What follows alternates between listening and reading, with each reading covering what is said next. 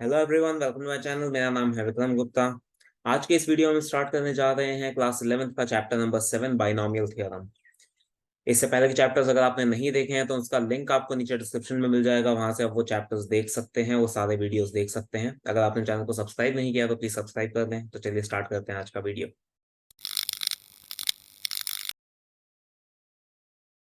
तो हम इस चैप्टर में ये पढ़ने वाले हैं कि किसी भी ऐसे एक्सपांशन को किस तरह से सॉल्व किया जाता है जिसमें दो टर्म्स होते हैं। बिकॉज बाइनोमियल वर्ड का मतलब क्या होता है वो हम पहले सीख चुके हैं। बाय का मतलब होता है टू, एंड नॉमियल वर्ड का मतलब होता है टर्म्स। तो जब भी दो टर्म्स की बात होती है, दो टर्म्स के एक्सपांशन की बात होती है, तो हम बाइनोमियल थ्योरम का यूज करते हैं। तो इसका मतलब ये है कि अगर हमें सपोज फाइंड करना है a plus B whole to the power 5, इसका एक्सपांशन हमें फाइंड करना है। तो यहां पर आप देख सकते हैं कि दो टर्म्स हैं इसमें, a और b।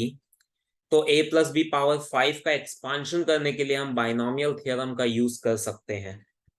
तो अब ये थ्योरम कैसे यूज होता है, इसमें हम किस तरह से अप्लाई करेंगे इस थ्योरम को, वो सब चीजें हम देखते हैं। तो सबसे पहले हम ये देखेंगे कि a प्लस बी पावर 0 क्या होता है। तो जैसा कि हमें पता है कि किसी की भी पावर 0 होती है तो आंसर आता है 1। So a plus B power 0 will be equal to 1। इसी तरह से a प्लस बी पावर 1 की value anything raise to 1 remains same. मतलब a प्लस बी पावर 1 को मैं a प्लस बी लिख सकता हूं। इसी तरह a plus B whole square अगर होगा तो a plus B whole square में हम आइडेंटिटी का यूज करेंगे। a plus B whole square की आइडेंटिटी यूज करेंगे तो वो बनेगा A square plus 2ab plus B square. ये होता है A plus B whole square का एक्सपांशन। इसी तरह A plus B whole cube में हम होल क्यूब वाली आइडेंटिटी का यूज कर लेंगे। वो होती है A cube plus 3 a square B plus 3ab square plus B cube. तो इस तरह से हम पावर 3 तक तो आइडेंटिटीज का यूज कर सकते हैं। A plus B whole square, A plus B whole cube, यहां तक हम आइडेंटिटीज यूज कर सकते हैं क्योंकि यहां तक की आइडेंटिटीज हमने सीखी है। लेकिन जब पावर 3 से बड़ी हो जाती है, पावर 4, 5, 6, तो उन सभी पावर्स में हम कोई आइडेंटिटी नहीं यूज कर सकते। उसके लिए हम बाइनोमियल थ्योरम का यूज करेंगे। जैसे अब यहाँ पर a प्लस बी पावर 5 है, तो a प्लस बी पावर 5 को मैं a plus B whole square into A plus B whole cube ये लिख सकता हूं। इन दोनों में मैं आइडेंटिटी लगाकर एक्सपांड करके मल्टीप्लाई कर सकता हूं। वो हम कर सकते हैं। A plus B whole square हमें पता है A square plus 2ab plus B square होता है, और A plus B whole cube हमें पता है A cube plus 3a square B plus 3ab square plus B cube होता है, जो हमने यहां पर अभी यूज किया। तो हम इन दोनों में ये आइडेंटिटीज लगा सकते हैं, और अब ये ब्रैकेट्स को अगर हम मल्टीप्लाई कर दें, ये सारे टर्म्स को इन सभी टर्म्स के साथ मल्टीप्लाई कर दें, तो हमें a प्लस बी पावर 5 की वैल्यू मिल सकती है। बट ये लेंदी हो जाएगा। इस तरह से हम किसी भी पावर के लिए सॉल्व कर सकते हैं, बट वो बहुत लेंदी होगा, टीडियस होगा। इसलिए हम पावर 3 से बड़ी पावर्स जब आ जाती हैं तो फिर बाइनोमियल थ्योरम पे स्विच कर जाते हैं, because this is a lengthy method. इससे आंसर आ जाएगा लेकिन टाइम कंज्यूमिंग है। तो अब हम देखते हैं कि बाइनोमियल थ्योरम के थ्रू कैसे इसको सॉल्व किया जाता है। तो अब यहाँ पर सबसे पहली चीज ये नोटिस करनी है हमें कि जब हमारे पास यहाँ पावर 0 है तो एक्सपांशन में एक ही टर्म आ रहा है। ए प्लस बी पावर 0 का आंसर जो है उसमें सिर्फ एक टर्म है, 1। जब पावर 1 है, ए प्लस बी पावर 1, तो उसके एक्सपांशन में दो टर्म्स आ रहे हैं। जब पावर 1 है तो दो टर्म्स आ रहे हैं। जब पावर 2 है यहाँ पे तो एक्सपांशन में तीन टर्म्स हैं। पावर 2 है तो तीन टर्म्स, पावर 3 है तो चार टर्म्स हैं। तो एक चीज ये नोटिस कर सकते हैं कि जो भी पावर है यहाँ पर, बाइनोमियल की जो भी पावर है उससे एक ज्यादा टर्म है एक्सपांशन में। पावर 0 है तो one term which is +1। Power 1 है तो इसमें +1 करेंगे तो 2 टर्म्स, पावर 2 है इसमें +1 करेंगे तो 3 टर्म्स, पावर 3 है उसमें +1 करेंगे 4 टर्म्स। जो भी पावर है उसमें +1 करने पर हमें नंबर ऑफ टर्म्स मिल रहे हैं। मतलब अगर हमारे पास a plus B power n है तो इसका जब एक्सपांशन किया जाएगा तो उसमें नंबर ऑफ टर्म्स n+1 होंगे, ऐसा हम कह सकते हैं। पावर अगर n है तो एक ज्यादा टर्म होगा, मतलब n+1 टर्म्स होंगे। तो ये हमारा पहला पॉइंट है। If the power is n then the expansion contains n+1 terms. ये हमारा फर्स्ट पॉइंट है जो हमें याद रखना है। जितनी भी पावर होती है बाइनोमियल की उससे हमेशा एक ज्यादा टर्म होता है। मतलब जैसे यहाँ पर a प्लस बी पावर 5 है, पावर 5 है मतलब इसके एक्सपांशन में टोटल 6 टर्म्स आएंगे। वो 6 टर्म्स क्या होंगे, कैसे निकालेंगे, उस पर अभी हम आते हैं, लेकिन उसके एक्सपांशन में 6 टर्म्स होंगे ये हम कह सकते हैं। अब दूसरी चीज ये देखें कि अगर हम यहाँ पर इन दोनों टर्म्स में ऐसा कुछ लिख देते हैं, यहाँ a है उसको हम a power 1 into B power 0 ऐसे लिख देते हैं। बात एक ही है, बिकॉज b पावर 0 1 होता है, a पावर 1 a होता है, तो ये वाला टर्म सॉल्व होके फिर से हमें a ही मिलेगा। इसलिए हम इस टर्म को इस तरह से लिख सकते हैं। ये वाला जो टर्म है b टर्म, इसमें मैं a पावर 0 लिख दूं और यहाँ b की पावर में 1 तो भी फर्क नहीं पड़ेगा, because this term is still b। a power 0 is 1, b power 1 is b। तो मैंने इन दोनों टर्म्स को इस तरह से लिखा है, बस टर्म्स वही हैं, बस उसमें मैंने b पावर 0 और a पावर 0 लिख दिया साथ में। ऐसा क्यों किया है वो अभी हम देखते हैं। इसी तरह से इस टर्म में भी मैं b पावर 0 लगा देता हूं, कोई फर्क नहीं पड़ेगा। यहाँ a पावर 1 b पावर 1 लिख देता हूं, एक ही बात है, a power 1 is a, b power 1 is b। यहाँ पर भी a पावर 0 लगा देता हूं, चलेगा, बिकॉज a पावर 0 1 होता है। और सेम हम करते हैं इन सभी टर्म्स के साथ, इधर a पावर 3 के साथ b पावर 0 लगा देते हैं, यहाँ b पावर 1, इधर a पावर 1 और इधर a पावर 0। तो अब इसमें ये चीज नोटिस करें कि जब यहाँ पर बाइनोमियल की पावर में जब 1 है, जब इसकी पावर में 1 है, तो यहाँ पर फर्स्ट टर्म में a की पावर 1 और b की पावर 0 है। जो पावर यहाँ पर है वही पावर a की है और b की पावर 0 है। नेक्स्ट टर्म में देखेंगे तो a की पावर एक रिड्यूस हो गई, 1 से 0 हो गई है a की पावर, और b की पावर एक इंक्रीज हो गई है 0 से 1। सेम पैटर्न इसमें बनेगा, यहाँ पर a प्लस बी की पावर में 2 है, तो यहाँ फर्स्ट टर्म में a की पावर में 2 है और b की पावर 0 से स्टार्ट हो रही है। नेक्स्ट टर्म में देखेंगे तो a की पावर एक डिक्रीज हो गई, b की पावर एक इंक्रीज हो गई। a की पावर 2 से 1 हो गई डिक्रीज, b की पावर 0 से 1 इंक्रीज। और फिर से नेक्स्ट टर्म में a की पावर 1 से 0 डिक्रीज हो गई, b की पावर 1 से 2 इंक्रीज हो गई। तो यहां भी सेम पैटर्न फॉलो हो रहा है, a की पावर डिक्रीज हो रही है 1 यूनिट और b की पावर इंक्रीज हो रही है 1 यूनिट। सेम इसमें भी देखें, यहाँ a प्लस बी पावर 3 है, तो जो पावर यहाँ पर है वही पावर यहाँ पे भी है a की पावर 3 से स्टार्ट हो रही है, 3 के बाद 2, 2 के बाद 1 और 1 के बाद 0 हो रही है, एक एक डिक्रीज होते हुए।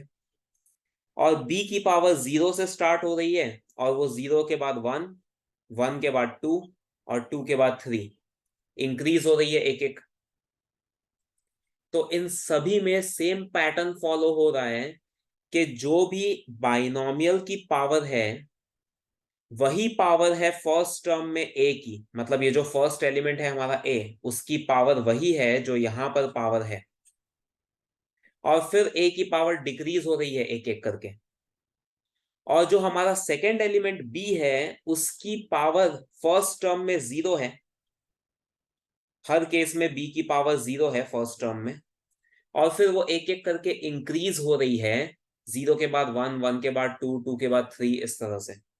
और वो कहां तक जा रही है पावर, जो यहाँ पर बाइनोमियल की पावर है। तो अब इसमें हमारा कंक्लूजन ये निकल के आता है कि जो भी बाइनोमियल की पावर होती है फर्स्ट टर्म में a की पावर वही होगी और वो एक एक करके डिक्रीज होकर 0 तक जाएगी पावर, और फर्स्ट टर्म में b की पावर 0 होगी जो एक एक करके इंक्रीज होकर 2 तक जाएगी। यहां पावर 2 है तो वो भी 2 तक जाएगी पावर। इसी तरह यहाँ पे पावर 3 है, बाइनोमियल की पावर 3 है, तो फर्स्ट टर्म में a की पावर 3 होगी और वो डिक्रीज होते होते 0 तक जाएगी पावर, और फर्स्ट टर्म में b की पावर 0 होगी जो इंक्रीज होते होते 3 तक जाएगी, जो यहाँ पावर है। ये हमारा यहाँ पर ऑब्जर्वेशन है, ये कंक्लूजन है। तो मतलब अगर हमारे पास suppose a plus B power 5 है, तो जब हम इसको एक्सपांड करने जाएंगे a प्लस बी पावर 5 को, तो उसमें जो फर्स्ट टर्म होगा उसमें a की पावर 5 होगी, b की पावर 0 होगी, a की पावर मैक्सिमम होगी, मैक्सिमम मतलब जो यहां पर है वो, और b की पावर मिनिमम होगी, मिनिमम मतलब 0। फिर नेक्स्ट टर्म में a की पावर डिक्रीज होगी, 5 से 4 हो जाएगी, b की पावर इंक्रीज 0 से 1। फिर नेक्स्ट टर्म में a की पावर डिक्रीज होगी तो 3 हो जाएगी, b की पावर इंक्रीज होकर 2 हो जाएगी। फिर नेक्स्ट टर्म में a की पावर डिक्रीज होकर 2 हो जाएगी, b की पावर इंक्रीज होकर 3 हो जाएगी। फिर नेक्स्ट टर्म में a की पावर डिक्रीज होकर 1 और b की इंक्रीज होकर 4 हो जाएगी। और फिर नेक्स्ट टर्म में a की पावर डिक्रीज होकर 0, b की पावर इंक्रीज होकर 5 हो जाएगी। ये हमारा लास्ट टर्म होगा, बिकॉज b की पावर जो यहां पर है वो पावर आ चुकी है। तो टोटल आप देख सकते हैं 6 टर्म्स आ रहे हैं इसमें, एक्सपांशन में 6 टर्म्स आ रहे हैं जो हमने यहां कंक्लूड किया था। तो इस तरह से ए और बी के टर्म लिखे जाते हैं किसी भी बाइनोमियल एक्सपांशन में। सबसे पहले वाले टर्म में ए की पावर मैक्सिमम लिखेंगे, बी की मिनिमम लिखेंगे, फिर आगे बढ़ते हुए ए की पावर डिक्रीज करते जाएंगे, बी की पावर इंक्रीज करते जाएंगे 1 यूनिट से। तो ये हमने a प्लस बी पावर 5 में a और b के टर्म्स लिख लिए। अब हम आ जाते हैं इसके कोएफिशिएंट्स पे। कोएफिशिएंट अभी तक हमने नहीं लिखे हैं, जैसे यहां पर आप देख सकते हैं कोएफिशिएंट 3 है, यहां पर कोएफिशिएंट 2 है। तो ये सब कोएफिशिएंट किस तरह से हमें मिलेंगे वो देख लेते हैं अब। तो देखिए यहां पर जहां पे कोएफिशिएंट नहीं है, जिस टर्म में कोएफिशिएंट नहीं है, जैसे इस टर्म में, तो वहां पे मैं कोएफिशिएंट 1 लिख सकता हूं। जिसमें भी कोएफिशिएंट नहीं है उसमें कोएफिशिएंट 1 होगा, ऐसा हम कह सकते हैं। तो ये सभी टर्म्स के अंदर कोएफिशिएंट हमने लिख दिए हैं। अब ये जो कोएफिशिएंट्स है इनको मैं एक बार अलग से लिख रहा हूं, लेकिन इस बार मैं इनको लिखने जा रहा हूं नंबर्स के फॉर्म में नहीं, एनसीआर के फॉर्म में, कॉम्बिनेशंस के फॉर्म में। ये हमने सीखा है पहले वाले चैप्टर में, कॉम्बिनेशन कॉम्बिनेशन में, कि एनसीआर क्या होता है, उसे कैसे सॉल्व करते हैं, उसका मीनिंग क्या होता है, ये सब हम सीख चुके हैं। वो चैप्टर आपने नहीं देखा है तो उसका वीडियो आपको नीचे डिस्क्रिप्शन में मिल जाएगा, उसके पूरी प्लेलिस्ट का लिंक मिल जाएगा, वहां से आप वो सारे वीडियोस देख सकते हैं, तभी आपको ये समझ आएगा। तो पहले वो चैप्टर देख लें, उसके बाद इस पर आए। तो अब मैं ये वाला जो टर्म है विच इज 1, इसको मैं लिख सकता हूं 0c0, क्योंकि जब 0c0 को हम एनसीआर के फॉर्मूले से सॉल्व करेंगे, फॉर्मूला हमने ऐसा सीखा है, n factorial upon r factorial into n minus r factorial. जब इस फॉर्मूले से हम इसको सॉल्व करेंगे 0c0 को, तो उसका आंसर आएगा 1। तो इसलिए हम 0c0 लिख सकते हैं 1 की जगह। फिर ये वाला जो 1 है, ये दोनों 1 की जगह मैं लिखने जा रहा हूं 1c0 एंड 1c1, क्योंकि 1c0 का आंसर भी 1 होता है, 1c1 का आंसर भी 1 होता है। इसी तरह से ये वाला 1, इसको मैं लिख सकता हूं 2c0। ये जो 2 है इसकी जगह मैं लिख सकता हूं 2c1, और ये जो 1 है इसकी जगह मैं लिख सकता हूं 2c2, क्योंकि 2c0 की वैल्यू 1 होती है। 2c1 को सॉल्व करते हैं तो 2 आता है, और 2c2 को सॉल्व करते हैं तो 1 आता है। इसी तरह से ये जो कोएफिशिएंट्स हैं, 1 को मैं लिख सकता हूं 3c0, 3 को लिख सकता हूं 3c1, फिर 3 को लिख सकता हूं 3c2, और ये 1 की जगह पे 3c3। तो ये मैंने इन सभी कोएफिशिएंट्स को एनसीआर के फॉर्म में लिखा है। इन सबको जब आप सॉल्व करेंगे, ये सारे एनसीआर को जब सॉल्व करेंगे तो उससे यही कोएफिशिएंट मिलेंगे। अब यहाँ पर पैटर्न ऐसा बन रहा है कि जब इधर पावर 0 है तो यहाँ पर भी देखो n की जगह 0 आ रहा है, जब पावर 1 है तो देखो NCR में n की जगह 1, जब पावर 2 है तो यहाँ n की जगह पे 2 आ रहा है, जब पावर 3 है तो n की जगह 3 आ रहा है। ये पैटर्न फॉलो हो रहा है कि जो भी बाइनोमियल की पावर है, सभी कोएफिशिएंट्स में n की वैल्यू वही है जो यहाँ पर पावर है। और r की वैल्यू पे अगर ध्यान दें, हमने ऐसा सीखा था जब परम्यूटेशन कॉम्बिनेशन किया था कि r की वैल्यू हमेशा 0 से n के बीच में रहती है, 0 से कम नहीं हो सकती, n से ज्यादा नहीं हो सकती। तो यहाँ पर भी आप देख सकते हैं r की जो वैल्यू है वो 0 से स्टार्ट हो रही है और वो कहाँ तक जा रही है, n तक, क्योंकि इस केस में n 2 है तो r की वैल्यू 0 से 2 तक जा रही है। इस केस में n 3 है तो r की वैल्यू 0 से लेकर 3 तक जा रही है। इस केस में n 1 है तो r की वैल्यू 0 से लेकर 1 तक जा रही है। तो इससे हमारा ये कंक्लूजन निकलता है कि जो भी कोएफिशिएंट होते हैं बाइनोमियल एक्सपांशन में वो NCR के फॉर्म में लिखे जा सकते हैं, जिसमें हमें n की जगह लिखना है जो बाइनोमियल की पावर होगी वो, और r की जगह लिखना है 0 से लेकर n तक सारी वैल्यूज। मतलब अगर मैं एक बार वापस इस पे आ जाता हूं a+b⁵ पे, तो अब इसमें जो 6 टर्म्स हैं उनके कोएफिशिएंट हम कैसे लिखेंगे। यहां पर n हो जाएगा 5, पावर 5 है इसलिए n की वैल्यू 5 लेंगे, और r की वैल्यू 0 से स्टार्ट करेंगे। मतलब फर्स्ट टर्म में कोएफिशिएंट हो जाएगा 5c0, n की जगह 5 क्योंकि यहाँ पे पावर 5 है, और r की वैल्यू 0। सेकेंड टर्म में n 5 हो जाएगा, r 1 हो जाएगा। थर्ड टर्म में 5c2, फोर्थ टर्म में 5c3, फिफ्थ टर्म में 5c4, और लास्ट टर्म में 5c5। तो ये हो गए हमारे कोएफिशिएंट्स। तो ये हमारा पूरा एक्सपांशन आ गया a+b⁵ का। इस तरह से हम किसी भी बाइनोमियल को एक्सपांड कर सकते हैं। पावर कुछ भी होगी उससे अब फर्क नहीं पड़ता, जितने भी पावर है उससे एक ज्यादा टर्म आएगा। ये हमारा पहला पॉइंट है। दूसरा पॉइंट ये है कि जो भी a और b होंगे उसमें a की पावर मैक्सिमम होगी, मैक्सिमम मतलब जो इधर बाइनोमियल की पावर है वो, और b की पावर मिनिमम होगी, मिनिमम मतलब 0 फर्स्ट टर्म के अंदर। और फिर a की पावर डिक्रीज होती जाएगी, b की पावर इंक्रीज होती जाएगी। ऐसा करते करते हम लास्ट टर्म में a की पावर 0 कर देंगे which is the minimum, and b की पावर मैक्सिमम कर देंगे जो यहाँ पर 5 है। इस तरह से हमें टोटल टर्म्स मिल जाएंगे। फिर कोएफिशिएंट के लिए हमें NCR का यूज करना है, उसमें n की जगह हमें वही वैल्यू लेनी है जो यहाँ बाइनोमियल की पावर है, और r की वैल्यू हमें 0 से लेकर n तक सारी वैल्यूज लेनी है।